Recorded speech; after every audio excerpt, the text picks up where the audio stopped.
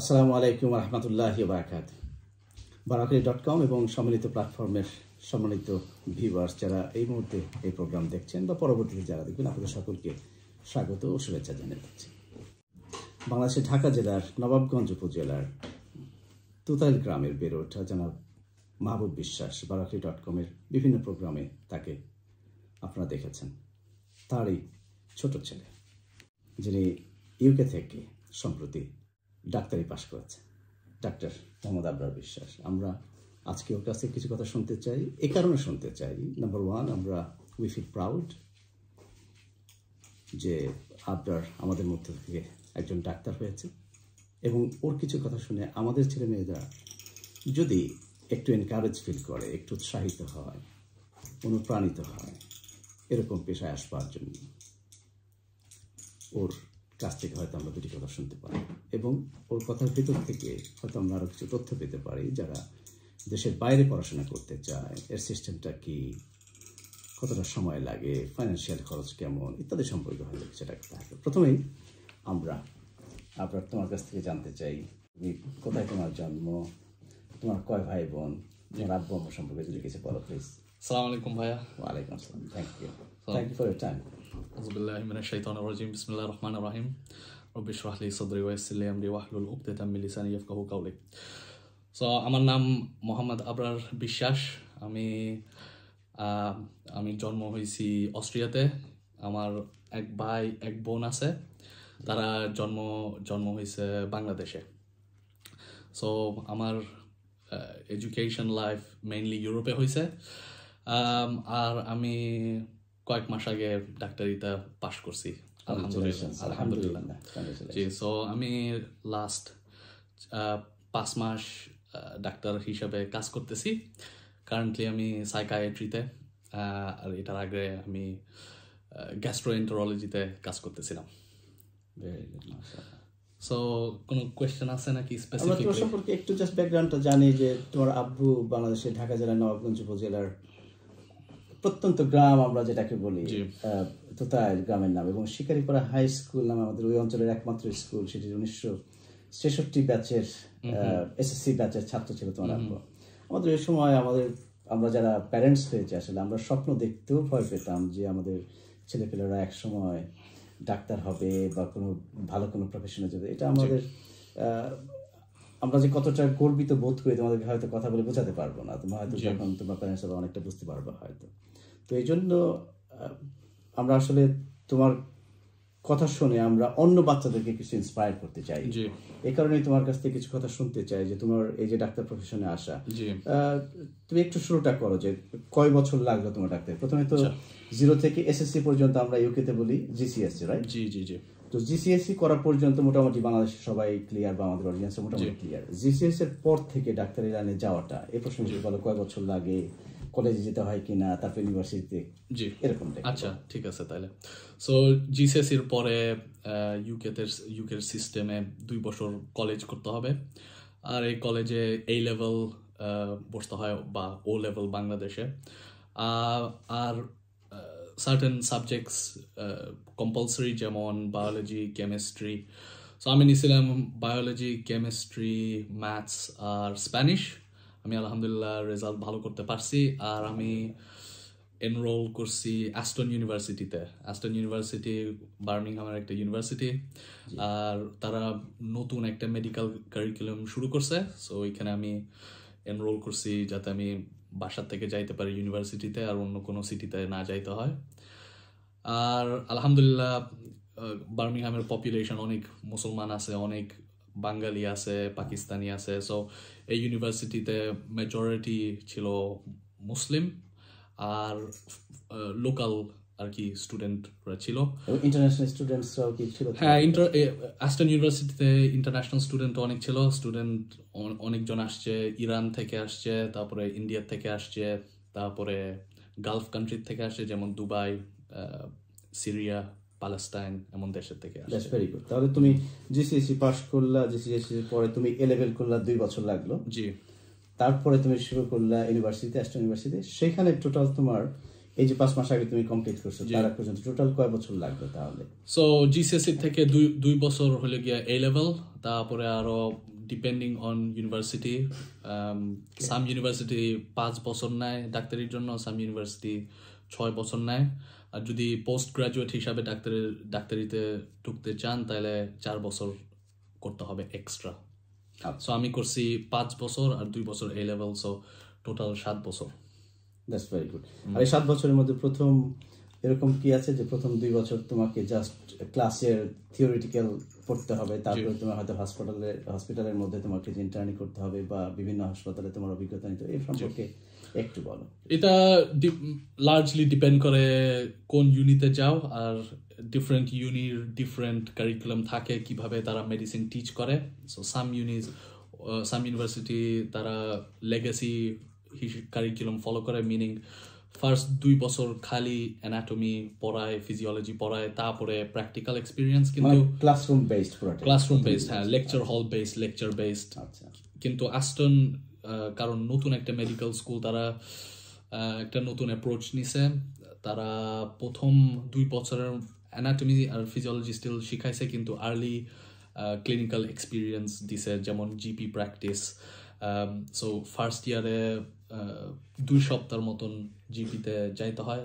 GP হলে গিয়া ইউকের একটা সার্ভিস, এটা ইন্টারন্যাশনালি এটা নোন অ্যাজ ফ্যামিলি মেডিসিন, কিন্তু ইউকেতে জিপি একটা মানে জেনারেল প্র্যাকটিস। হ্যাঁ, তারা প্রাইমারি কেয়ার, সো যদি কোনো কিছু হয় তাহলে জিপিতে তাহলে তোমার ওই প্রথম 2 বছরের মধ্যে তোমাকে জিপি এক্সপেরিয়েন্স কিছু জি ফার্স্ট ইয়ার খালি 2 সপ্তাহ, আর সেকেন্ড ইয়ারে আরো এক্সট্রা 4 সপ্তাহের মতন জিপি, যাতে একটু অ্যাপ্লাই করতে পারবেন যা শিখছেন।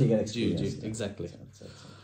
তারপরে 2 বছর পরে কি হয়, তোমাকে কি বিভিন্ন হসপিটালে পাঠায় নাকি শুধুমাত্র পার্টিকুলার একটা বা দুটো হসপিটালে পাঠায়? সো প্রথম 2 বছরের পরে থার্ড ইয়ারের থেকে খালি ক্লিনিক্যাল এক্সপিরিয়েন্স, সো তখন থেকে হসপিটালে পাঠায়। সো প্রথম 2 বছর খালি জিপি, তারপরে থার্ড ইয়ার থেকে হলে গিয়া হসপিটাল। সো থার্ড ইয়ারে তারা মেইন কম্পোনেন্টস অফ মেডিসিন শিখায়, so cardiology, respiratory, gastroenterology, main যেগুলা অ্যাসপেক্ট, স্পেশালিটি কোনো না। সো এই থার্ড ইয়ারে সব কার্ডিওলজির কন্ডিশন, রেসপিরেটরির কন্ডিশন, কিভাবে তারা প্রেজেন্ট করে, তাদের ট্রিটমেন্ট কি, এটা বেসিক একটা আন্ডারস্ট্যান্ডিং শিখায়। তারপরে ফোর্থ ইয়ারে সব speciality training, so paediatrics, psychiatry, obs and gynae, older people medicine, আর তারপরে ফিফথ ইয়ার আর ফাইনাল ইয়ারে আস্টনের মোর ফোকাস আছে হলে গিয়া অ্যাক্সিডেন্ট এন্ড ইমার্জেন্সি আর অ্যাকিউট মেডিসিন,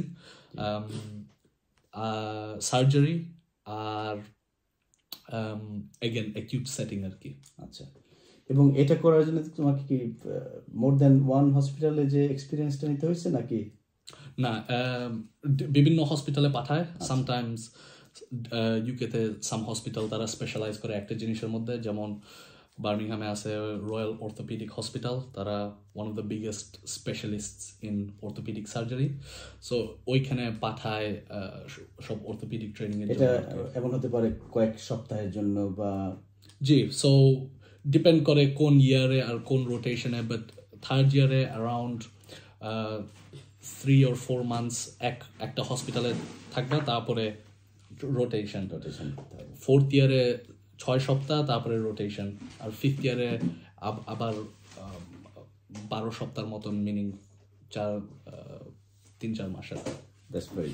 তো আবার ধরো এই 5 ইয়ারের ভেতরে কোন স্টেজে যা তুমি ডিসিশন নিতে হবে তোমাকে, বা চুজ করতে হবে যে তুমি কোন বিষয়ে স্পেশালিস্ট হবে, আইদার চোখ, নাক, কান, গলা বা হৃদরোগ বা হোয়াটএভার, কখন তোমাকে এটা ডিসাইড করতে হয়? আচ্ছা, সো এই 5 ইয়ার্সের পরে তখন পেইড ওয়ার্ক শুরু হবে। সো তখন আপনি একটা ফাউন্ডেশন ডাক্তার হবেন, যেটা এখন তুমি হয়েছে। জি, আমি হল গিয়া ফাউন্ডেশন ডাক্তারের জন্য 2 বছর, সো ফাউন্ডেশন 1 আর ফাউন্ডেশন 2। আর এটার পরে সো ফাউন্ডেশন 2-তে মোস্ট পিপলরা তারা অ্যাপ্লাই করে কোন স্পেশালিটিতে তারা ঢুকতে চায়। So medical school or foundation school, foundation years হলো গিয়া একটা এক্সটেনশন অফ মেডিকেল স্কুল আর কি। এখন রিয়েলি একটা আপনার একটা পেইড পজিশন আছে, আর আপনি দেখতেছেন কি ম্যানেজ করতেছেন কন্ডিশন, আর ডাক্তার হিসাবে গ্রো করতেছেন আর কি। আচ্ছা আচ্ছা আচ্ছা, তুমি কোন ক্যাটাগরিতে যাচ্ছ, ডিসিশন নিছো কিনা এখন? হ্যাঁ, সো আমার অনেকটা স্পেশালিটিজ আমি কনসিডার করতেছি currently, such as psychiatry, radiology, gastroenterology, এগুলা সব আমি ওয়ে আপ করতেছি আর এক্সপিরিয়েন্স নিতেছি কোনটা ভালো হবে, কোনটা আমার জন্য না ভালো হবে। সো এই তিনটার মধ্যে আমি একটার মধ্যে যাব। সাইকিয়াট্রি বা রেডিওলজি বা গ্যাস্ট্রোএন্টারোলজি, কিন্তু এই তিনটার মধ্যে আমার সাইকিয়াট্রি আমার ভালো লাগে। জি, ভালো লাগে। That's very good. আমি আশা করি এবং আমাদের ভিউয়ারদের পক্ষ থেকে তোমার জন্য আমরা দোয়া করি যে তোমার এটা যেন তোমার সুন্দর ক্যারিয়ার গঠিত হয়। আমি যতদূর জানি যে তোমার কয়েক সপ্তাহের জন্য তোমাকে ইউকের বাইরে তুমি মালয়েশিয়াতে কিছু একটা স্টাডি করার জন্য যেতে হয়েছে। এটাও পার্ট অফ দ্য কারিকুলাম, এটা কিরকম, কখন এটা ডিসিশন নিতে হয়, এটা কি ম্যান্ডেটরি কিনা? যে এটার নাম হলো গিয়া এলেকটিভ, আর বিভিন্ন ইউনিভার্সিটি তারা সেট আপ বিভিন্ন ওয়েজ তারা ইলেকটিভ ক্যারি আউট করে, কিন্তু ফর মোস্ট ইউনিভার্সিটিজ ইলেকটিভ হলে গিয়ে একটা রিওয়ার্ড অলমোস্ট, কারণ মেডিকেল স্টুডেন্ট হিসাবে আপনার কাছে অনেক ইন্ডিপেন্ডেন্স দেয় ইউনিভার্সিটি, যে কেউ ট্র্যাক করতেছে না আপনি কি হসপিটালে যাইতেছেন বা টিচিংয়ে যাইতেছেন। সো অনেক ইন্ডিপেন্ডেন্স আছে, স্কুলের মতন না। সো এই ইন্ডিপেন্ডেন্স নিয়ে তারা এক্সপেক্ট করে যে আপনার চোজেন স্পেশালিটি আপনি অ্যাব্রড কোথাও আইদার ইউকেতে বা অ্যাব্রডে যা আপনার স্পেশালিটি সেটার মধ্যে এক্সপিরিয়েন্স নিতে পারবেন আর কি। আচ্ছা আচ্ছা, তো ওখানে তোমার কতদিন তোমার থাকতে হয়? সো এলেকটিভ ইউজুয়ালি হয় 5th ইয়ারের ফাইনাল এক্সামের পরে। সাম ইউনিভার্সিটি ওরা করে 4th ইয়ারে, আস্টন ইউনিভার্সিটি ওরা করে 5th ইয়ারের পরে। সো আমি এলেকটিভ নিছিলাম মালয়েশিয়াতে, আর আমার অ্যাট দ্যাট টাইম ইন্টারেস্ট ছিল অ্যাকিউট মেডিসিনে। সো আমি একটা অ্যাম্বুলেন্স সার্ভিসের সাথে কন্ট্যাক্ট করে আমি অ্যারেঞ্জ করছি যে এই 6 সপ্তাহের জন্য আমি শ্যাডো করতে পারবো নাকি। তারা লাকিলি হ্যাঁ বলছে, আর সো আমি মালয়েশিয়া গেছিলাম 6 সপ্তাহের জন্য, আর অ্যাম্বুলেন্স সার্ভিস হিসাবে আমি হেল্প করছিলাম। এবং এটা তোমার ইউনিভার্সিটি তোমাকে ওই ফ্যাসিলিটিটা কমিউনিকেশনটা করে দেয়, রাইট? না, এটা হ্যাঁ, এটা ইন্ডিভিজুয়ালি আপনার সোর্স করতে হবে, লোকেট করতে হবে, ফ্লাইট আপনার অ্যাকোয়ার করতে হবে, রেন্ট না অ্যাকোমোডেশন, ফুড, ট্রাভেল, এভরিথিং আপনার করতে হবে। আচ্ছা, অনেকজন আছে তারা ইউকেতে চুজ করে তাদের এলেকটিভ করতে যদি তাদের কোনো স্পেশালিটি থাকে, যেমন সার্জারিতে তারা মেবি 6 উইকস একটা সার্জিক্যাল হসপিটালে সার্জিক্যাল রোটেশন করবে। এটা আলটিমেটলি ডিপেন্ড করে স্টুডেন্ট, কিন্তু কেউ চাইলে ইউকে থেকে করতে পারে, এবার আমরা তোমার এই ডাক্তারি লাইনে পড়বার ব্যাপারে একটু যদি বলো, যে তোমার কি হঠাৎ করে তোমার মনে হলো যে আমি বায়োলজি পড়ছি, সায়েন্স পড়ছি, আমি ডাক্তার হতে চাই, নাকি আব্বু আমার পক্ষ থেকে একটু প্রেশার ছিল? কিভাবে তোমার ডাক্তারি লাইনটা চুজ করবার ব্যাপারে? না, আলহামদুলিল্লাহ আমার কোনো প্রেশার ছিল না। জানি অনেকজন বাংলাদেশে তাদের অনেক প্রেশার থাকে, কিন্তু আলহামদুলিল্লাহ আমার জন্য প্রেশার ছিল না। কিন্তু আব্বু আম্মু চাইছে যে ডাক্তারির লাইনে যদি ঢুকতে পারি তাহলে অনেক বেনিফিট আছে। একটা বেনিফিট হলে গিয়ে যে অনেক তোমার রেসপেক্ট হবে, আর in terms of job security এখন মানুষকে হেল্প করতে পারবে, মানুষকে হেল্প করা most definitely, job security, respect, আর এটা একটা form of charity as well. That's very good. এবং তোমার এখন যে স্টেজে আছে তোমার কমপ্লিট, মানে তুমি ফুল ফ্লেজ ডাক্তার হয়ে তোমার স্বাধীন মতো হসপিটাল চুজ করতে পারবা অথবা অন্য লাইনে যাবে, ওটা কতদিন লাগবে তোমার? সো মেডিকেল স্কুল যখন আপনি শেষ করেন তখন ফাউন্ডেশন একটা স্কুল পিক করতে হয়। এখন ইউকেতে অ্যারাউন্ড 40টা ফাউন্ডেশন ট্রাস্ট আছে, আর ফাউন্ডেশন স্কুল আর এই 40টা র্যাঙ্ক করতে হবে কোনটা আপনি প্রিফার করেন। আর এই র্যাঙ্কিংয়ের পরে আপনাকে একটা ফাউন্ডেশন স্কুলে অ্যালোকেট করেন, আর ওই স্কুলের থেকে আপনি চুজ করতে পারবেন কোন রোটেশন আপনার ইন্টারেস্ট আছে। অনেকগুলো রোটেশন আছে আর আপনি সিলেক্ট করতে পারবেন। সো যদি একজনের ইন্টারেস্ট আছে মেবি কমিউনিটি মেডিসিন যেমন জিপি আর সাইকিয়াট্রি, তারা খুঁজবে কোন পাথওয়ে বা কোন রোটেশন সিলেকশন তুমি চুজ। জি, এবং কিন্তু এটা প্রি সিলেক্টেড 2 ইয়ার্স তোমার লাগবে আর কি, 2 ইয়ার্সের ভেতরে তারপর তুমি ইন্ডিপেন্ডেন্ট হয়ে গেলে এবং তোমার ইচ্ছা মতো তুমি হসপিটাল চুজ করতে পারবা, জিপি লাইনে যেতে পারবা, এটাই তো। জি, এই 2 বছরের মধ্যে 6টা রোটেশন থাকে, ইচ 4 মাস। আর আমার রোটেশনগুলো আমি যদি বলি, সো আমি প্রথমে শুরু করছি গ্যাস্ট্রো, তারপরে সাইকিয়াট্রি, আর ফাইনালি ফাউন্ডেশন 1-এ আমার হবে জেরিয়াট্রিক্স। তারপরে ওইটার পরে আমার আছে জেনারেল সার্জারি, অ্যানেস্থেটিক্স আর renal medicine. That's very good. আপনারা যেহেতু আমাদের ভিউয়ার্সদের মধ্যে অনেকেই, বিশেষ করে আমাদের বাংলাদেশি প্যারেন্টসরা তারা দেখবে, বিশেষ করে তাদের জ্ঞাতার্থে তোমার এক্স্যাক্টলি বলার দরকার নাই যে তোমার স্যালারি কত, কিন্তু আমরা জানি বাংলাদেশে যারা পড়াশোনা করে মেডিসিনে, আইদার তুমি গভর্নমেন্ট মেডিসিন স্কুলে তুমি পড়বা, আর না হলে প্রাইভেটে পড়তে। প্রাইভেটে পড়লে 100% তোমাকে পে করা লাগে, গভর্নমেন্টে পড়লে খুব সামান্য ফিস হয়। কিন্তু ইউকের ব্যাপারে তুমি এ লেভেল পর্যন্ত তুমি পড়তেছো, গভর্নমেন্ট তোমাকে কোনো পে করা লাগছে না, কিন্তু যখনই তুমি ইউনিভার্সিটি যাচ্ছ, আইদার তোমাকে পে করতে হবে পকেট থেকে, অথবা তুমি গভর্নমেন্ট থেকে একটা লোন নিবা, স্টাডির লোন, এবং যে লোন নেওয়াটার পরে তুমি যখন জবে ঢুকবা, তোমার স্যালারি থেকে একটা পার্টিকুলার অ্যামাউন্ট কেটে নেবে প্রতি মাসে মাসে, লোনটা পে অফ হয়ে যাবে। এই ব্যাপারে একটু জাস্ট ধারণা যাও যে তুমি যে স্যালারিটা পাও সেখান থেকে কোন পার্সেন্টেজটা প্রতি মাসে তোমার কর্তন করে সেখান থেকে। সো ওরা স্টুডেন্ট লোন কিভাবে কাজ করে, একটা সার্টেন স্যালারির উপরে যদি আপনি পয়সা মেক করেন, তাইলে ওরা কালেক্ট করতে থাকে পয়সা। সো রাফলি আমার আসে মেবি 10% পার মান্থ তারা নেয় স্টুডেন্ট ফিজের জন্য।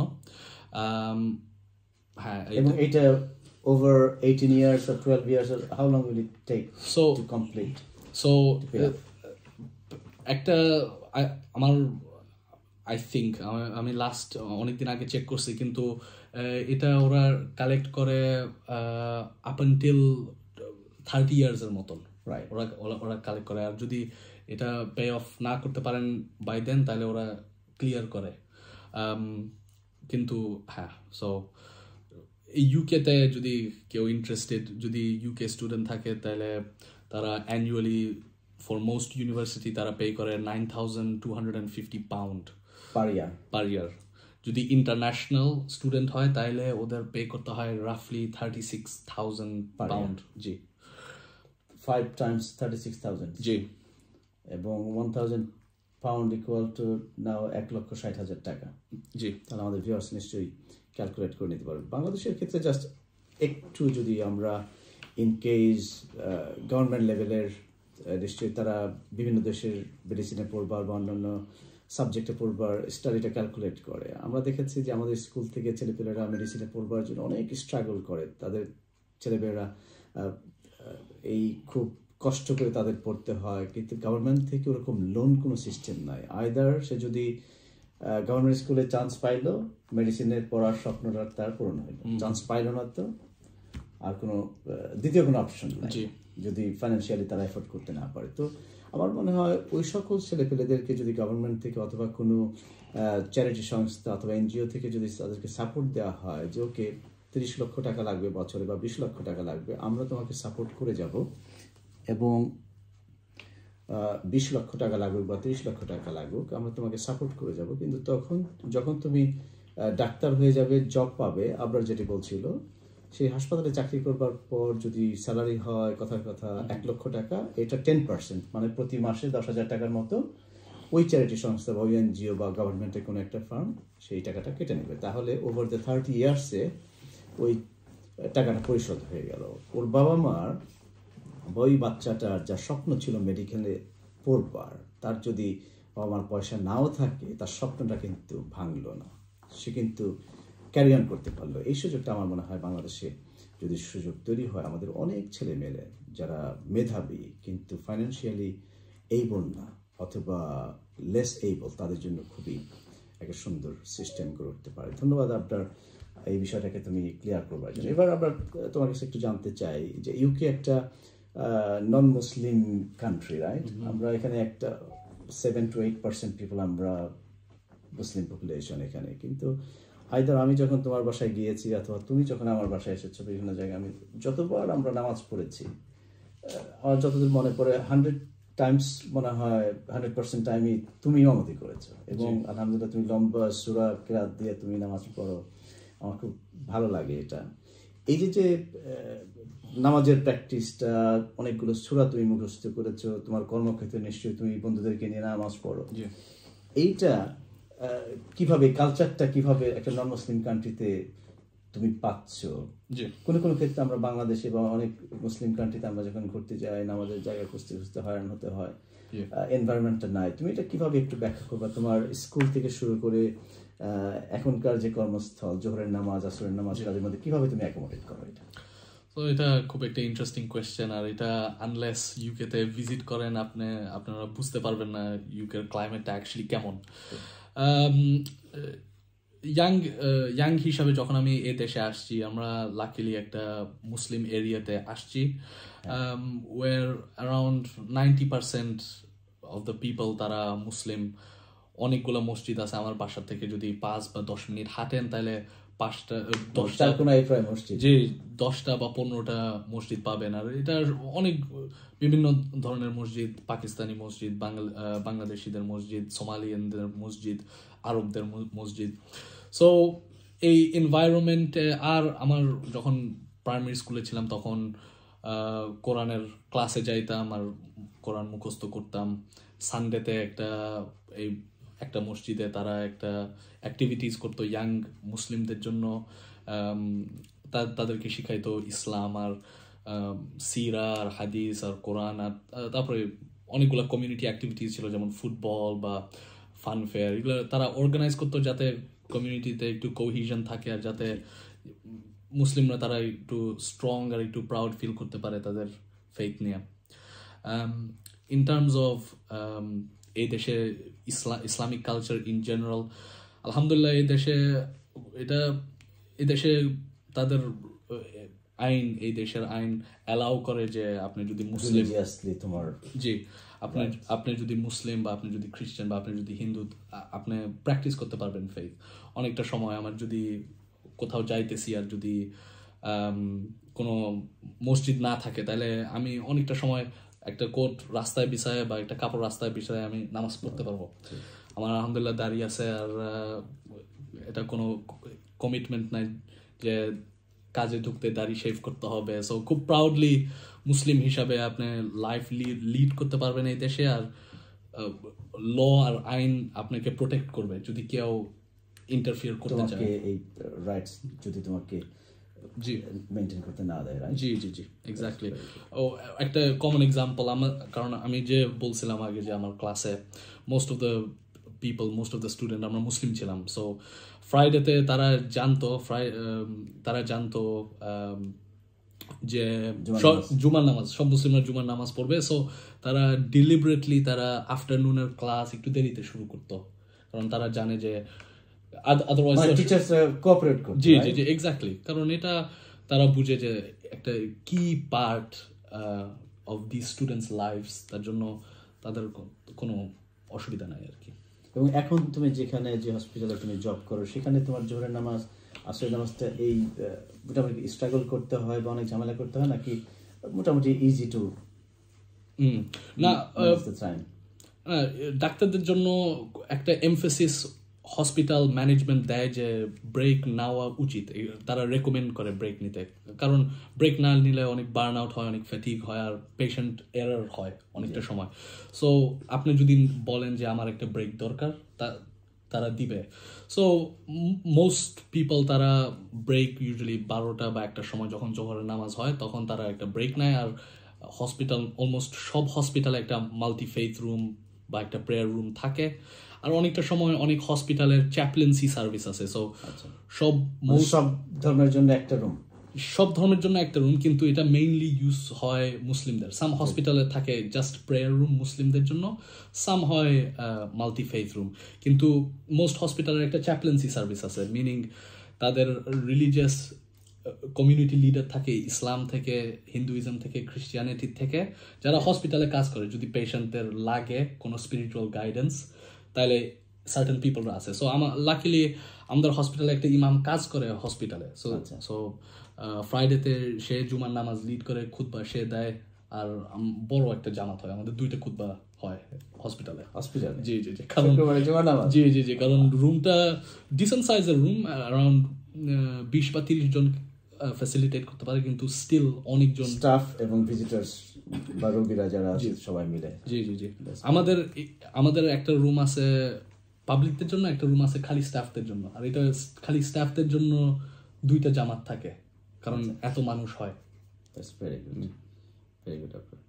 আজকে যারা তোমাকে যারা শুনলো দীর্ঘক্ষণ যাবত, বিশেষ করে আমাদের বাংলাদেশে স্কুলে বা জবে যাওয়ার পর যারা একটু ভালো প্রফেশনে যায়, তার অনেকের ভিতরে, সবার না কিন্তু কেউ কেউ মনে করে যুবকরা, আচ্ছা আমি একটু হয়েছি, নামাজ পড়লে, দাঁড়িয়ে রাখলে বা টুপি পড়লে মনে হয় যে আমাদেরকে মনে হয় একটু ব্যাকডেটেড মনে করবে, অথবা মনে হয় একটু সমাজের সাথে মানে একটু মনে হবে যে এটা আধুনিক না, এরকমটা একটা ফিলিংস আসে। কিন্তু এই নামাজ এবং ইসলামের প্র্যাকটিসটা আমাদের মধ্যে কেন এটা জরুরি? আমরা যারা যুবক, তোমার বয়সের ছাত্রছাত্রীরা যারা শুনছে, তাদের জন্য একটু দুটি কথা বলো প্লিজ। জি, এটা একটা really difficult situation, আর ডিফারেন্ট পিপলদের জন্য তাদের ডিফারেন্ট পার্সপেক্টিভ আছে, ডিফারেন্ট লাইফ ইভেন্টস, মেবি তাদের চাইল্ডহুডে কিছু হয়েছে, তার জন্য তারা ইসলামের থেকে একটু দূরে হয়ে গেছে। কিন্তু মেইন জিনিস, যা কোনো ফিল্ডে আপনারা যান, ইঞ্জিনিয়ারিং, ম্যাথস, সায়েন্স, যা এডুকেশন, যা ফিল্ডে যান, আপনারা রিয়েলি আল্লাহর সায়েন্সগুলো দেখতে পারবেন। স্পেশালি ডাক্তারের মধ্যে যদি আপনি স্টাডি করেন দ্য বডিটা কিভাবে কাজ করে, এটা কোয়েশ্চেন, আপনার কাছে কোয়েশ্চেন আসবে যে এটা কে ক্রিয়েট করছে, কিভাবে এগুলা ফাংশন করে। Red blood cell, white blood cell, এদের ডিফারেন্ট ফাংশন আছে, লিভারের ফাংশন, লাংসের ফাংশন, হার্টের ফাংশন, আর এত স্পেসিফিকলি বানাইছে যে এটা 1000 বছর যদি আমরা থিঙ্ক করি, আমরা এটা রিপ্লিকেট করতে পারবো। জি, এক্স্যাক্টলি, মানে সৃষ্টিকর্তার প্রতি এবং এত সূক্ষ্মভাবে এই হিউম্যান বডিকে তৈরি করেছে। জি জি জি, এটার প্রতি একটা আস্থা তৈরি হয়। এক্স্যাক্টলি। অ্যান্ড বাংলাদেশে অনেকজন আছে তারা ইনকুইজিটিভ, মানে তারা সবসময় কোয়েশ্চেন করে বা জিজ্ঞেস করে এটা কেন হয়েছে, এটা কেন হয়েছে। সো রিয়েলি কোয়েশ্চেন করা উচিত যে আমরা কোথা থেকে আসছি। আল্লাহ কোরআনে বলে বিসমিল্লাহির রহমানির রহিম, আম খুলিকু মিন গায়রি শাইইন আম হুমুল খালিকুন, যে আল্লাহ একটা কোয়েশ্চেন জিজ্ঞেস করে যে did they come from nothing, মানে তারা কি নাথিং এর থেকে আসছে, নাকি তারা দেমসেলভস দ্য ক্রিয়েটর, মানে তারা তাদের ওন সেলফকে ক্রিয়েট করছে নাকি।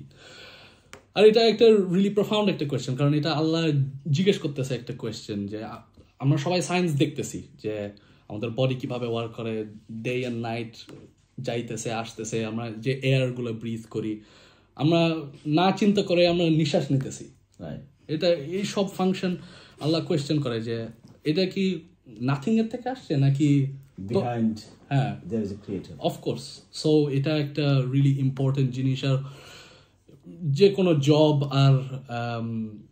কোনো জব বা ফিল্ডে আমরা যাই, মেইন সাকসেস আর হ্যাপিনেস, এটা একটা জিনিস আমি সাইকিয়াট্রিতে খুব ইন্টারেস্টেড, যে হ্যাপিনেস মানুষরা কোথা থেকে ফিল করে, কি কি কি করলে আমরা হ্যাপি হব। কারণ অনেকজন আমরা দেখি, যেমন সেলিব্রিটিরা ইন্টারনেটে তাদের সব পয়সা আছে, সব গাড়ি, পয়সা, গাড়ি, প্রপার্টি, হাউস, সব কিছু, কিন্তু তারা রিয়েলি হ্যাপি ফিল করে না। সো আমি ফিল করি যে একটা সাকসেসফুল লাইফ এর জন্য খালি পয়সা তো দরকার নাই, একটা হ্যাপিনেস, একটু ইজ আমাদের দরকার। আর এটা খালি আসে একটা স্পিরিচুয়াল থিং থেকে, যে ইসলামিক যে ব্যাকিংটা দেয়, এটা সাইকোলজিক্যালি এটা খুব একটা বিরাট অ্যাডভান্টেজ আমাদের জন্য। not only for dunya, we are doing for akhirah. Exactly. যে একটা হাদিস আছে, যে আমি ইংলিশে, কারণ আমার বাংলা এত ভালো না, যে হাদিস নবী সাল্লাল্লাহু আলাইহি ওয়াসাল্লাম বলছিলেন, wondrous is the affair of the believer, when something good happens to him he is grateful, and when something bad happens to him he is grateful and he is patient. So এটার meaning হলে গিয়ে যে যা কিছু লাইফে হয় আমরা grateful, আমরা খুশি, যদিও খারাপ কিছু হয় বা ভালো কিছু হয় আমরা খুশি। আর এটা খালি মুসলিমদের জন্য। যদি আল্লাহকে না বিশ্বাস করো বা ভাবো যে আল্লাহ রিলিজন ম্যান মেড আর পুরান আর আমাদের কেন ফলো করতে হবে, এই ব্যাকিংটা থাকে না। যে আমরা তো শিখি আল কদরি খাইরি ওয়া শাররি, যে আমাদের বিলিভ করতে হবে ভালো কদর আর খারাপ কদর। আর আমরা যদি বিলিভ করি যে যা কোনো যদি খারাপ কিছু হয় আমাদের লাইফে, এটা রিয়েলি একটা ভালো জিনিস, এটা সাইন বা এটা আমাদের সিনগুলো ফরগিভ হইতেছে। So it could be a test from Allah subhanahu wa ta'ala. It could be a test. It could be a chance for you to turn back to Allah subhanahu wa ta'ala to ask for forgiveness. It could be a kifaya, meaning your sins it will remove your sins. So in every aspect, Islam gives you a very clear outlook, and it can ease your pain and suffering, and it can say to you, okay, you know what, this is there's something greater in the next life. Right. খুব ভালো লাগলো তোমার কাছ থেকে কিছু নাসিহা আমরা পেলাম, নিশ্চয়ই একেবারে সর্বশেষ।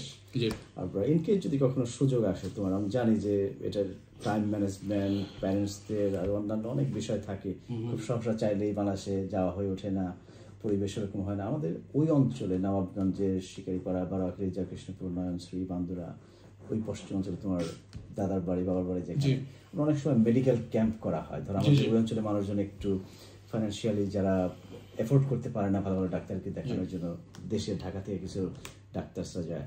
আমি খুবই গর্বিত বোধ করি যে তুমি ইউকের মতো একটা দেশ থেকে ডাক্তার হয়েছো। ইনকেস যদি এরকম সুযোগ হয়, তুমি ছুটিতে গেছো, তুমি জানলা যে অমুক দিন বারোয়াখালীতে বা তুই তাইলে একটা ফ্রি মেডিকেল ক্যাম্প হবে, যেখানে হয়তো 10 জন ডাক্তার থাকবে, অনেক গরিব মানুষ আসবে বা ধনী মানুষরা আসবে, চিকিৎসা নেবে, তাদের কাউকে কিছু পে করা লাগবে না, তুমি জাস্ট চ্যারিটি। ওরকম ক্যাম্পেইনকে যদি তোমার ছুটির সাথে এখানে ম্যাচ করে, will you be okay to serve them? No, most definitely. I think it's আমি হসপিটালে আলহামদুলিল্লাহ অনেকগুলা ডাক্তার আছে বাংলাদেশ থেকে, যে তাদের ফার্স্ট পোস্টিং হয়েছে ইউকেতে, তারা চান্স পাইছে বাংলাদেশের থেকে এসে ইউকেতে। আর আলহামদুলিল্লাহ বাংলাদেশি ডাক্তাররা ইউকেতে তারা খুব ভালো ডাক্তার। সো অলরেডি বাংলাদেশে খুব ভালো একটা মেডিকেল ব্যাকিং আছে, আলহামদুলিল্লাহ ডাক্তারগুলা খুব নলেজেবল, খুব ভালো। কিন্তু আমার যদি চান্স থাকে তাহলে ইনশাল্লাহ অফকোর্স, যে যদি আমি পিপলদেরকে হেল্প আউট করতে পারি। আনফর্চুনেটলি আমি তো থাকি এই দেশে, আর আমার কানেকশন বাংলাদেশের সাথে একটু উইক।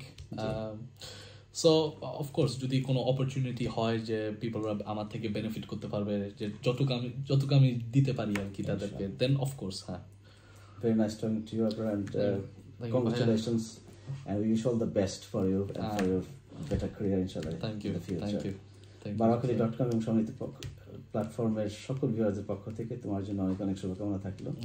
আসলে তোমার সামনের দিনগুলো আরো অনেক সুন্দর হবে, ইনশাআল্লাহ ইনশাআল্লাহ পাবে ইনশাআল্লাহ। আল্লাহ তোমার মঙ্গল। সবকিছু এটা আল্লাহ ডিসাইড করে আর কি।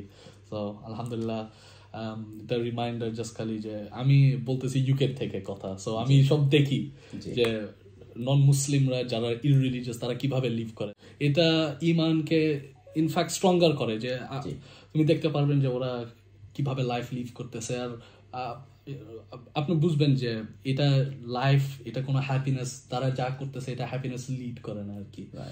সো ইনশাল্লাহ আমরা যদি, আর আলহামদুলিল্লাহ বাংলাদেশের মুসলিম কমিউনিটি খুব স্ট্রং, আর আমরা উইশ করি যে গিভেন দ্য পলিটিক্যাল সিচুয়েশন যে বাংলাদেশ ইনশাল্লাহ স্ট্রেংথেন, তাদের মুসলিম কমিউনিটি তারা স্ট্রেংথেন করে, ইয়াং পিপলরা তারা দি ইসলাম নিয়ে একটু স্ট্রং হয়, তাহলে ইনশাল্লাহ বাংলাদেশ কান্ট্রি হিসাবে উঠে যাবে আর কি ইনশাল্লাহ।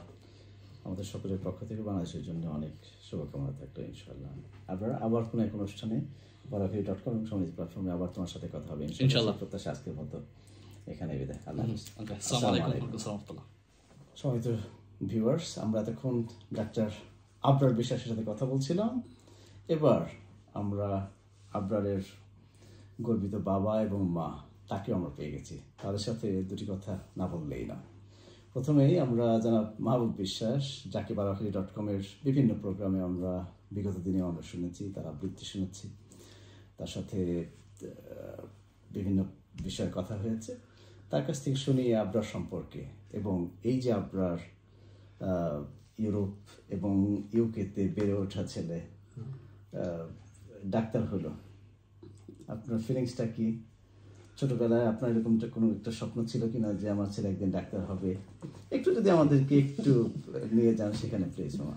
আসসালামু আলাইকুম ওয়া রাহমাতুল্লাহি ওয়া বারাকাতুহু। barakali.com এই যে উদ্যোগ, আমার ছেলের একটা ইন্টারভিউ মামা নিয়েছেন। মামা উনি তো আমার ভাগ্নির স্বামী, তো কাজেই, এবং উনি বারুয়াখালী আমার ফুপুর বাড়ি ছিল। তো বারুয়াখালীর, তো মামার সব ব্যাপারে মামা অত্যন্ত সামাজিক। এই মামার সঙ্গে আমার পরিচয় এইখানে এসেই, তো মামা তো অত্যন্ত সামাজিক, বাংলাদেশের জন্য তার প্রতিদিনই মন কাঁদে। বাংলাদেশের জন্য উনি এখান থেকে যতটা পারেন উনি করে যান। আলহামদুলিল্লাহ, আল্লাহ পাক তার এই যে দেশের জন্য এই কাজকে আল্লাহ পাক কবুল করে নেন, এইটাই। তো মামা আমাকে যে প্রশ্ন করেছেন যে আমি বাংলাদেশের শিকারিপাড়া থেকে 1966 সনে আমি এসএসসি করি। তারপরে তো আমি দোহারনবগঞ্জ কলেজে আমি ইন্টারমিডিয়েটের 1 বছর, তারপরে আমাকে ঢাকা চলে যেতে হয়। ঢাকাতে আমি জগন্নাথ থেকে আপনার ইন্টারমিডিয়েট করি। তারপরে জগন্নাথ থেকে আমি গ্র্যাজুয়েশনও করি, প্লাস স্বাধীনতার জাস্ট একটু আগের দিকে, 70-এর দিকে, রাইট? হ্যাঁ হ্যাঁ, এইচএসসি 68-এ কমপ্লিট করি। তখন আমার গ্র্যাজুয়েশনে আমার ডিউ ছিল 71-এ, তো 71-এ তো পরীক্ষাটা আর হয়নি। পরীক্ষা আমাদের ডিউ ছিল সেপ্টেম্বরে, তো সেটা তো আর হয়নি। পরবর্তী বছর গিয়ে আমাদের গ্র্যাজুয়েশনটা কমপ্লিট হয়েছে। তারপরে আমি ইনকাম ট্যাক্সে ঢুকি। ইনকাম ট্যাক্সে আমি টানা 10 বছর চাকরি করি। I was the youngest employee income ট্যাক্সে ওই সময়। তারপরে কেন যেন আমি তখন বিয়ে থা করি না, আমি বিদেশে চলে আসি। আর দেখেন, আসল কথা কি, এটা তো আমি, যাই হোক, মামা যেহেতু আমাকে আজকে বলছেন, তা আমি আমার মনের কথাই বলি। বাবা হিসাবে আমার এই বিদেশে আসার আমার কোনো ছিল না। আমার একমাত্র ক্যাপিটাল ছিল আমার সন্তানাদি। তা আমার 3 ছেলে মেয়ে, বড় মেয়ে এবং ছোট মেয়ে বাংলাদেশেই তারা জন্মগ্রহণ করছেন। বড় মেয়ে, হ্যাঁ, বড় মেয়ে এবং তারপরে ছেলে, দুইজনই বাংলাদেশে তাদের জন্ম। কিন্তু এই যে ছোট ছেলে যার আপনারা ইন্টারভিউ শুনলেন, সে অস্ট্রিয়াতে তার জন্ম, ভিয়েনাতে, এবং অলথ্রো সে ইউরোপেই ছিল। 1 বার বা 2 বার সে বাংলাদেশে গেছে ইতিমধ্যে। কিন্তু দেখেন, আমি আপোষহীন ছিলাম। আমার ছেলে আপনাদের সামনে বাংলাতেই বলছে। তো এটা যেহেতু আমরা এইটাকে আমরা নষ্ট করি নাই, যে বাড়িতে কোনো ইংরেজির কোনো চর্চা নাই, বাসায় ইসলামিক চর্চা, সঙ্গে সঙ্গে বাংলা। আমি এখনো তাদের সাথে বাংলায় কথা বলি, তার মাও বাংলায় কথা বলে। আর ইসলামের চর্চাটা দেখেন, ইউরোপে আপনারা বিশ্বাস করবেন কিনা জানি না, এইখানে যেভাবেই হোক, বাসায় নামাজ পড়ে বা পড়ে না, এটা সেটা যা কিছুই হোক, কিন্তু ছেলে প্রাইমারি স্কুল এখানে মোস্টলি 3টায় শেষ হয়ে যায় স্কুল। সেকেন্ডারি স্কুল পর্যন্ত, মানে জিসিএসসি পর্যন্ত এইখানে 3টার মধ্যে স্কুল শেষ হয়ে যায়, 3টা থেকে 3:30টার মধ্যে। তা আপনি এখানে যখনই আপনি যদি ইংল্যান্ডের যে কোনো শহরের রাস্তায় টাস্তায় হাঁটেন, দেখবেন যেখান থেকে মুসলমানরা থাকে, প্রতি মারা যার 2টা সন্তান, 2 হাতে 2 সন্তান নিয়ে এসে মসজিদের দিকে যাইতেছে 5টার সময়। 3:30 বা 3টায় বাসায় আসলো, খাওয়া দাওয়া কিছু করলো, একটু খেলাধুলা করলো, কিন্তু 5টার সময় মা তাকে মসজিদে নিয়ে যাবেই। তো এইটা আল্লাহ পাকের একটা রহমত। তা নাহলে এই দেশে তো মুসলমানরা এইভাবে উঠতে পারতো না। যেটা মামা আমাদের ছোটবেলায় আমরা জানতাম যে এই মক্তবটা মনে হয় হইলে মনে হয় সকালেই হইতে হইব, সকালে না হইলে মনে হয় মক্তব হইল না। হ্যাঁ, কিন্তু দেখেন, সবসময় যুক্তি দিয়ে কাজ করতে হয়। যেমন দেশ তেমন ভেষ, তেমন বেশ। তা এখন আপনার দেশ যেরকম ওই রকম। এখানে সকাল 8টার সময় বাচ্চারা উঠে স্কুলের জন্য প্রিপারেশন নেয়। এখানে অ্যাটলিস্ট বাচ্চাদের আমি যতটা দেখেছি, বাংলাদেশ, পাকিস্তান, বিশেষ করে এই 2টা কমিউনিটির কথাই বলতেছি, এরা মা বাবারা যে স্কুল থেকে আসছে, বাচ্চার একটু রেস্ট নেওয়া দরকার, একটু না, কেউ কম্প্রোমাইজ করে না। সব বাবা মাই চায় যে মসজিদে নিয়ে যাওয়ার জন্য। তো আলহামদুলিল্লাহ, এটা আল্লাহ পাকের রহমত আমি বলে মনে করি যে আমরা এই বিদেশ বিভুঁয়ে থেকেও আমরা এইটাকে এখনো ধরে রাখতে পারছি, যে কারণে বাচ্চারা আলহামদুলিল্লাহ দে আর প্র্যাকটিসিং। এবং তারা ধরেন আমার ছেলেদের বয়স বা এত মামার ছেলে স্কুল থেকে আসে, সে খুব টায়ার্ড থাকে, কিন্তু তারপরেও তাকে মসজিদে যেতেই হয় 5টা থেকে 7টা, এই 2 ঘন্টা তাকে মসজিদে থাকতে হয়। কিন্তু অনেকটা আগ্রহ নিয়ে, হ্যাঁ, এবং কারোর কোনো ধরনের না আজকে যাব না, আমার ইচ্ছা করে না, নো, এটা এই গরিমসি এখানকার বাচ্চাদের নাই, নো। এবং বাচ্চাদেরকে বলতে হয় না তোমাকে যেতেই হবে, নো, এরকম না। তো মামা, আপনি তো ধরেন ওই স্কুল পর্যন্ত তো তাইলে আপনি বড় হয়েছেন, দেশের কালচারটা হয়তো কিছুটা পরিবর্তন হয়েছে। বিদেশে ধরেন নানা নাই, দাদা নাই, 2-3টা কাজের মেয়ে নাই, লোকজন বাচ্চাদেরকে দেখাশোনা করে না, এই শুধুমাত্র বাবা মারাই বাচ্চাদেরকে আনা নেয়া, তারপরে মাদ্রাসায় ড্রপ করা, এর ভিতরেই মাদ্রাসার জন্য সময়টা সুন্দর মতো বের করতে পারে, ব্যবস্থা করতে পারে। মাদ্রাসাটা কিন্তু ফ্রি না, আইদার তাকে 40 পাউন্ড 60 পাউন্ড পে করা লাগে। মাদ্রাসা না, মসজিদ, প্রতিটা মসজিদে নিয়ে যাওয়াটা। কিন্তু বাংলাদেশে তাহলে মামা এইটা আমাদের ছোটবেলায় যেটা বক্তব্য দেখতাম, কিন্তু এটা একেবারেই এখন অনেকটা নাই বললে যেখানে আছে, খুবই ঢিলাঢালা একটা ভাব মামা। এটা কি কারণে হচ্ছে? হ্যাঁ, এই বাংলাদেশের ব্যাপারটা নিয়ে আমি আলোচনা করতে চাই না এই কারণে যে এটা একটু মানে অশোভনীয় হয়ে যাবে। কিন্তু এইখানকার যে বাবা মা, তাদেরকে নিয়ে আমি অনেক প্রশংসনীয় একটা রাখি, মনোভাব রাখি, এবং তাদেরকে আমি প্রশংসার সঙ্গে দেখি যে কেউ এই ব্যাপারে কম্প্রোমাইজ করে না, মাও না বাবাও না। এখানে পয়সা দিতে হয়, কিন্তু তারপরেও তারা স্বতঃস্ফূর্তভাবে বাচ্চাকে নিয়ে যেতে চায়। মামা এবং আমার ভাগ্নি, তার মেয়েও তো এখন ডাক্তারি পড়তেছে, আর 1 বছর আছে, তারপরে সেও ডক্টর হয়ে যাবে। আমার ছেলে যে ইউনিভার্সিটি থেকে, সেই ইউনিভার্সিটিতে সেও লেখাপড়া করতেছে। কিন্তু তার যে ছেলেটি এখন, সে সেকেন্ডারি স্কুলে যায়, কিন্তু কম্প্রোমাইজ করে না। আর ছেলেও বলে না যে না, আমার আজকে খারাপ লাগতেছে, আমি আজকে মসজিদে যাব না, এরকম কথা কখনোই এরা বলে না। তো এটা আল্লাহর রহমত ছাড়া কিছু না। এবং তারা বাংলাদেশের একটি মাত্রই, বাবা মা যদি কম্প্রোমাইজ না করে তাহলে সবকিছুই সম্ভব, আর যদি কম্প্রোমাইজ করে তাহলে কোনো কিছুই সম্ভব না। আমরা যদি মামের কাছ থেকে একটু শুনি যে আপনার ছোটবেলাটা কিরকম ছিল, একটু যদি বলেন মামা। একটু বলছিল যে বাসায় ওরা 2 ভাই অনেকটা বন্ধুর মতো, এবং সূরা তেলাওয়াত করে মুখস্থ করতো, এটাই ওদের জন্য একটা ফান ছিল, যেহেতু বন্ধু বান্ধব ছিল না, মিউজিক ছিল না, টেলিভিশন আপনারা তাদের ফ্যাসিলিটি করে দেন নাই। তো এই সম্পর্কে একটু 2টি কথা বলেন। এবং ছোটবেলায় আপনার ছেলে একসময় ডাক্তার হবে, এটা কি আপনার মনেও ছিল কিনা, বা আপনারা ওকে কনভিন্স করতে চেষ্টা করছেন কিনা যে বাবা তুমি ডাক্তারি লাইনে যাও? আমি তো আবরারকে, আমি প্রথমে মাহিরকে বলছি, আব্বু তোমাকে কিন্তু ডাক্তারি পড়তে হবে, বড় ছেলেকে। তো তার আবার তেমন বেশি ইচ্ছা ছিল না, তো বলে কি আম্মু তুমি তোমার ছোট ছেলেকে পড়ায়ো, আমি ডাক্তারি লাইনে যাব না। তা আচ্ছা আমি ঠিক আছে। তারপর আবরার সে একসময় সে বলে কি আম্মা আমারও ডাক্তারি পড়তে ইচ্ছে করে না। তারপর বলে আমি কি না আব্বু তোমাকে ডাক্তারি পড়তে হবে, আমি চাই তুমি ডাক্তার হবা। তখন বলে কি ঠিক আছে আম্মা, তুমি যেহেতু চাও তাইলে আমি পড়বো। এটা মোটামুটি কোন ক্লাসে পড়তো যখন এই কনভারসেশনটা হয়েছে? এটা সে যখন জিসিএসসি পড়ে তখন আর কি। হ্যাঁ, তোমাকে এটা পড়তে হবে। তো আম্মা ঠিক আছে। তো এখনো তো আলহামদুলিল্লাহ ডাক্তার হয়ে গেছে। আমরা খুবই খুশি, ওর আব্বু খুব খুশি, আমিও খুব খুশি। সর্বোপরি আল্লাহর প্রতি আমরা শুকরিয়া আদায় করি। আল্লাহ পাকের ইচ্ছা ছিল বলেই সে ডাক্তার হয়েছে। আল্লাহ পাক যদি না চাইতেন তাইলে হয়তো এটা সম্ভব হতো না। দেখেন, আমরা তো সমস্ত কিছু আল্লাহ পাকের উপর, আল্লাহ পাকের রহমত ছাড়া সম্ভব না, এবং উনারই শুকরিয়া আদায় করি। আমার বড় ছেলে, সে খুব ভালো চাকরি করে, এবং এই ডাক্তারদের চেয়ে অনেক ভালো বেতন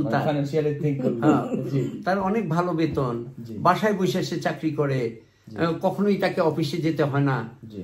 এদেরকে তো হসপিটালে দৌড়াইতে হয়, রাতের বেলাও ডিউটি থাকে।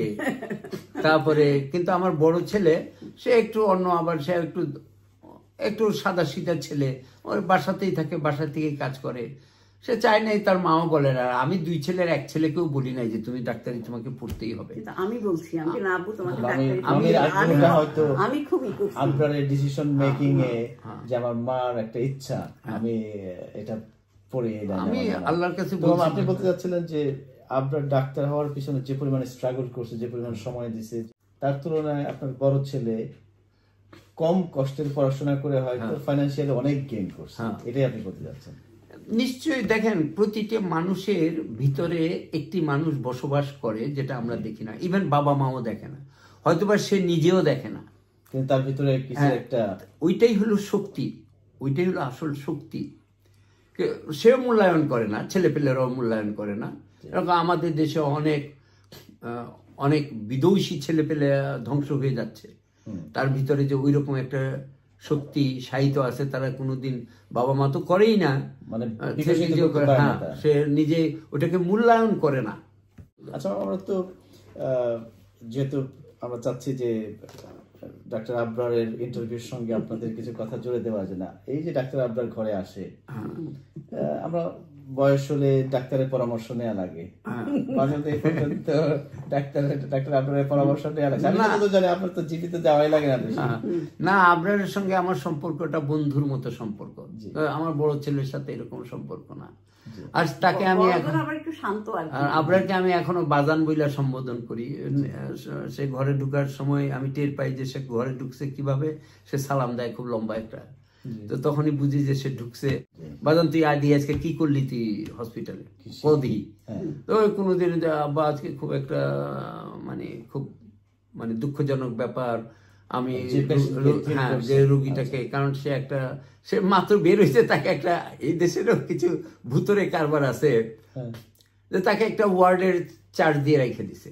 তার যে সময়টুক ওই ওয়ার্ডের চার্জ, ওইখানে এখন, আর ওইখানে খুব ক্রিটিক্যাল একটা ওয়ার্ড, ওই যে গ্যাস্ট্রোনমি যেটা, ওখানে সমস্ত লিভারের পেশেন্টরা থাকে, রুগীরা।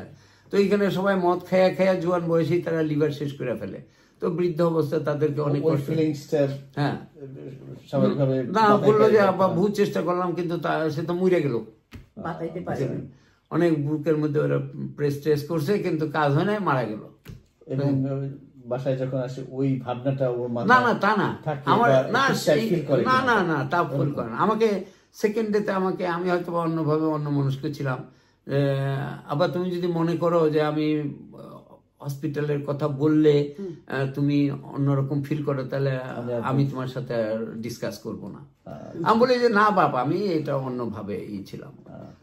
ওরে আমি সবসময় বলি যে বাবা, তুমি একটা কথাই রিকোয়েস্ট করি যে বাবা, ইনসাফ এর উপরে থাকবা সবসময়। তোমাকে পারিশ্রমিক তুমি পাও, এবং এই পারিশ্রমিকের জন্য তোমার যতটা আন্তরিক পরিশ্রম দেওয়া উচিত, এটাই হলো ইনসাফ। তো যে অবস্থাতেই থাকো পৃথিবীর, যখন যে অবস্থাতেই থাকো, ইনসাফের উপরে যদি তুমি থাকো, তোমার লয় নাই। এখানে লয় হলো রোজ কিয়ামতের দিন তুমি এটার ফল পাবা। যদিও ইচ্ছা করে আবরারের ডেট অফ বার্থ অথবা বয়সটা জিজ্ঞেস করে না, যে বাবা মা আবরারের বয়স কত এখন? আবরারের বয়স এখন 24। 2000 অগাস্ট, সে 2000 সনের অগাস্টে হয়েছে। আর মাহির, আবরারের বড় ভাই, হয়তো আর 2 বছর, ওদের সাথে 5 বছরের গ্যাপ। সে হয়েছে 96-এ। আচ্ছা, দ্যাটস ভেরি গুড। তো আপনার প্রথমে মেয়ে, তারপরে বড় ছেলে, তার মাহির, তারপরে আবরার, আর মেয়ের নাম হলো মেলিসা। এবং আমার 2জন নাতনি আছে, নাতনির নাম হলো মেহেরিশ এবং মেহেক। এবং মেহেক এবং মেহেরিশের বাবার নাম হলো মাসরুর সেলিম, রবিন ভাই আমরা যাকে বলি। আমাদের অন্যান্য ভিডিওতে হয়তো আপনারা দেখে থাকতে পারেন। বারাকি.com এবং সম্মিলিত প্ল্যাটফর্মের পক্ষ থেকে মামা, মামি, আবরার, মাহির, মেলিসা, রবিন ভাই, মেহেরিশ এবং মেহেক, সকলের জন্য অনেক অনেক শুভকামনা থাকলো। মামা, অশেষ ধন্যবাদ। মনে করি যে আপনারা একজন প্রাউড বাবা মা, এবং মহান আল্লাহ রাব্বুল আলামিনের কাছে আসলে আমাদের সকল কৃতজ্ঞতা তার প্রতি, তার মেহেরবানিতেই, তার করুণায়, তার রহমতেই আমাদের ছেলেমেয়েরা একমাত্র সাফল্যের চূড়ান্ত পর্যায়ে বসতে পারে। এবং আমাদের সেটাকেই মামা মামি এবং আপনার কথায় যেটা বুঝলাম আমরা, যে সেটাকেই আমরা সাফল্য বলি, যেটা যে কাজ আমাকে দুনিয়ার এবং আখিরাতের জন্য সন্তুষ্টির কারণ হবে আল্লাহর কাছে, সেটি সমস্ত আমাদের সমস্ত প্রশংসা আল্লাহ রাব্বুল আলামিনের জন্য বললেন। তো আমাদের বাবা মা যদি, প্রত্যেকটি বাবা মাই যদি মনে করে যে না, সন্তানই আমার সমস্ত ক্যাপিটাল, সমস্ত কিছুর সমস্ত কিছুর কেন্দ্রবিন্দু আমার সন্তান, তাইলে আপনার অনেকটা, আমার মনে হয় এইটাই হওয়া উচিত এবং এটা করা দরকার। বিশেষ করে আমরা যে তৃতীয় বিশ্বের যারা মানুষ, তারা আমরা যেন এইরকম বিলাস, তারপরে এই মানে আধুনিকতা, এই সমস্ত বৈভবের মধ্যে যেন আমরা তলে না যাই, বুঝলেন না?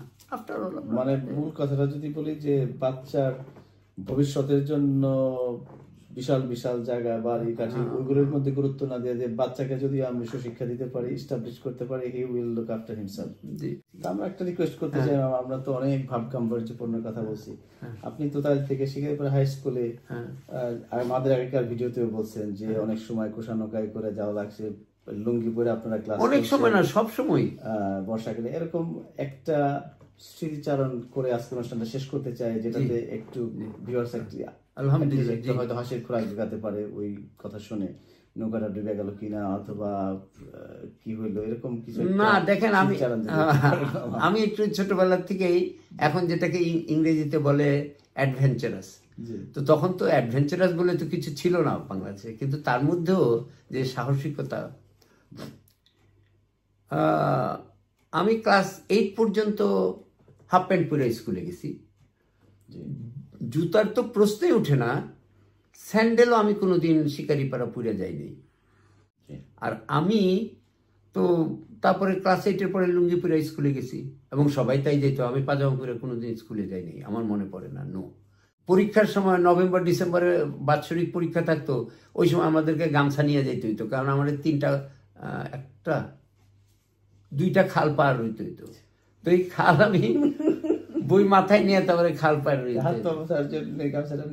না না, অনেক সময় গামছা পড়তাম, অনেক সময় পড়তাম না, মানুষজন না থাকলে গামছা পড়তাম না, লুঙ্গি জাস্ট মাথার উপরে উঠে দিতাম, খালাস। তো না না, ওটা খাল, ওইখান থেকে ধান কাটার নৌকা টুকা যাইতো টাইতো, গুদারার তো প্রশ্ন উঠে না ওইখানে, কারণ নদী হলে, আমাদের যে নদী ছিল ওই নদীতে গুদারা থাকতো, ওই যে ওই শেরপুর থেকে ওই খালটা বাইরে আসছিল, বুঝলেন? এই চকে পড়তো আর কি, চকের পানি আবার এই খাল দিয়ে বাইরে দিত। তো ধরেন খুব ইন্টারেস্টিং, হাতে একটা লাঠির মতো থাকতো, কারণ ওই সময় কোন জায়গায় গর্তের মধ্যে পা পড়ে, না না না না, গর্তের মধ্যে তো পা, গর্তরে তো আমরা মানতাম না, গর্ত কি, গর্তের মধ্যে পা পড়লে লাঠি দিয়ে করতাম, কারণ তখন প্রচুর সাপ থাকতো, বুঝলেন? বাথর দিতে যাইতাম, তার দুই পাশেই সাপ থাকতো, বুঝলেন? এই সাপ না রায় ধরা মাছ খেয়ে না, পেট এরকম মোটা হয়ে থাকতো, ওই সাপের মাথাও চিকন, লেজও চিকন, কিন্তু পেট খুব বড়। আমরা কইতাম ওইটারে এই সাপ, বাইলাপুরা সাপ, যাই হোক, ওই সাপ ধুরা সাপ না, মাইটা পুরা সাপ, ওই সাপ পুইরা থাকতো, কামড় টামড় দিত না, ওইটা এমনি থাকতো। তো ওই লাঠি দিয়ে সরিয়ে টরিয়ে আমরা যাইতাম আর কি, বুঝছেন নি? Very interesting. তারপরে যেহেতু আপনি হাসির কথা বা একটু ইন্টারেস্টিং বলতে বললেন, আমি ধরেন ওই বৃহস্পতিবারে আমরা ওই কিনতাম, আউক কিনতাম, কুশুল। তো ওইটা বাজার থেকে, কারণ বর্ষার দিন তো নৌকায়, তো নৌকায় ছেড়ে দিতাম। ওই সময় ভাটির সময় ছিল, ওই দড়িকান্দি পর্যন্ত বাইরে যেত নৌকা, তারপরে তো বিলে গেলে নৌকা চালাইতে হইতো, ওই পর্যন্ত যাইতাম ওই কুশুল খাইতে খাইতে, পুরা স্কুল থেকে বাসা পর্যন্ত কুশুল খাইতে খাইতে গেলাম, নৌকা গেল। আর একবার আমি ওই সবাই বললাম তোমরা যাওয়া, আমি আজকে সাঁতরে যাবো, পাগল লিখি তুই, আমাকে দেখি চেষ্টা করে। তো এটা আমি বিরাট রিস্ক নিয়েছিলাম। তুই তেল আমাদের ঘাটে, ইসামতির সাথে তো অল্প একটু জায়গার সম্পর্ক। তারপরে তো ওই যে নূপুর, তুমিও তো ওই রাস্তা দিয়ে যেতে, ওই যে কুমার বাড়ি আসছিল, ওই দিয়ে ঢুকলে তো বিল, আর বিলের মধ্যে নুসি বাইসা বুঝলেন না আমার শরীর কাইটা মাইটা ধান খেত বই বন্ধুদের সাথে দিয়ে দিয়েছেন পুরানো কাই তারা গেছে আমি তোরা যা আমি এই সাঁতরে আহি বুঝলেন ওই একদিন এই দুষ্টামি করছি না না বেশি লাগছে মামা ঘন্টা খানিক তো প্রায় নৌকাতেই লাগতো কারণ কত মানে মাইল চারিক ওইব না আমাদের বাসার থেকে যাই হোক আমাদের তো করার কিছু ছিল না মামা এটা একটা বিনোদনের কারণ আমাদের ব্যাপার ছিল হোল এরিয়াতে কোনো রেডিও ছিল না টেলিভিশন তো জন্মই হয় নাই আমেরিকাতেও জন্ম হয় নাই তখন আমি এখন এইটা আপনার বলতেছি আপনার ধরেন 66 তো আমি পাশ করে বেরিয়ে গেছি এটা 63-64 এরকম 63-64 আলহামদুলিল্লাহ আমাদের সময় অনেক ভালো ছিল আমরা ভুলতে পারি না এখনো প্রতিটা কথা মনে আছে আমি যত জানি আপনার স্মৃতিশক্তি খুব প্রখর মোটামুটি সব আপনার অনেক প্রিভিয়াস কনভারসেশনের মধ্যে আপনি কবিতার দু একটা লাইনও পড়ে শুনেছেন সেই ছোটবেলায় পড়া কবিতা আমি অনেক ভুলে গেছি কিন্তু আপনি জানেন দু একটা যেমন আপনি বলতে পারেন বহুদিন পরে মনে পড়ে আজি পল্লী মায়ের কুল ঝাউ শাকে সেথা বনলতা বাঁধি হরসে খেয়েছি দোল জসীমউদ্দিন সাহেবের হ্যাঁ নুরি পুষি আয়সা সফি সবাই এসেছে আমবাগিচার তলায় যেন তারা এসেছে বুঝলেন না এই যে আপনার যে হরসে খেয়েছি দোল বুঝলেন নি বনলতা বাঁধি হরসে খেয়েছি দোল হরসে মানে আনন্দে কিন্তু বনলতা বাঁধি আসলে আমরা যখন দোল খাইতাম তখন এই লতা দিয়ে ওই রশি দিয়ে বাঁধতাম না কিন্তু আপনার এই যে বেতুল গাছের ভিতরে বুঝলেন নি যেটা হ্যাঁ বেতুল গাছের ভিতরে এক ধরনের লতা হইতো বুঝলেন নি ওটা খুব স্ট্রং লতা হইতো এখন হয় কিনা জানি না ওটা দিয়ে গাছের মধ্যে হ্যাঁ ওইটার মধ্যে গাইছে ওইটাকেই বলা হয়েছে বনলতা বাঁধি হরসে খেয়েছি দোল বলছে লতা কিন্তু ওইটা আসলে একটা শিকড় বুঝছেন নি মামা ওইটার মধ্যে বাইন্দে তা উপরে একটু সালামালা দিয়ে আমরা ওর মধ্যে দোল খাই বুঝলেন না সত্যি আপনার সময়ের সেই বিনোদন হয়তো এখন নাই আসলে ঘরে ঘরে এবং আমাদের বাচ্চারা আলহামদুলিল্লাহ ডিজিটাল ডিভাইস এবং অনেক ধরনের বিনোদনের উৎস আছে কিন্তু যদি তুলনা করা হয় আসলে আপনাদের সময়ের বিনোদনটা ছিল খুব ন্যাচারাল প্রাকৃতিক এবং খাঁটি এখন ওটা অনেকটাই আর্টিফিশিয়াল যাই হোক মামা অনেক কথা শুনলাম আজকে কথা শুধু শুনতেই চায় আপনাদের ওই সময়ের স্মৃতিচারণ আপনাদের বয়সী সেই সময়কার খুবই ভালো লাগার মতো কথা আমি বিদায়ের আগে যদি আপনি আজকের ইন্টারভিউ সম্পর্কে বা rockery.com অথবা আবরারের কথাবার্তা সবকিছু মিলাই যদি ভিউয়ারদের উদ্দেশ্যে কিছু বলতে চান বিদায় নেওয়ার আগে বলতে পারেন শুভকামনা জানাই আবরার সে তো এদেশে জন্ম হয়েছে বড় হয়েছে সে বাংলায় আপনাদেরকে ভালোভাবে বুঝায় বলতে পারছে কিনা আমি আলহামদুলিল্লাহ খুবই ভালো বলছে হ্যাঁ তো দোয়া করবেন ওর জন্য তো আমাদের জন্য দোয়া করবেন ইনশাল্লাহ আবার আপনাদের সাথে আবার কথা হবে আসসালামু আলাইকুম আমি আসসালামু আলাইকুম অশেষ ধন্যবাদ আপনাদের যে আর সবচেয়ে বড় ব্যাপার আমরা বিদেশ বিভুঁয়ে আছি আত্মীয় স্বজন দেশের মাটি মায়ের মুখের কথা সব কিছু বাদ দিয়ে আমরা এখানে আসি আমরা ধরেন এতিম হিসেবেই আসি তো আমাদের জন্য আপনারা খাস করে দোয়া করেন তো আমরা যারা আছি তারা যেন ভাই ভ্রাতা সুলভ একটা নিয়ে বিশেষ করে মুসলিম উম্মা আমরা যাতে একত্রে থাইকা আমরা যেন ইসলামের জন্য কিছু আমাদের নিজেদের প্রতি যদি আমরা ইসলামিক মাইন্ডেড চলি এইটাই ইসলামের জন্য আমাদের কাজ তো কাজেই আমরা বিশেষ করে আমাদের যে সন্তানাদি নিয়ে যাদেরকে আমরা পৃথিবীতে রেখে যাব তাদের জন্য আপনারা দোয়া করেন আল্লাহ ওয়াস্তে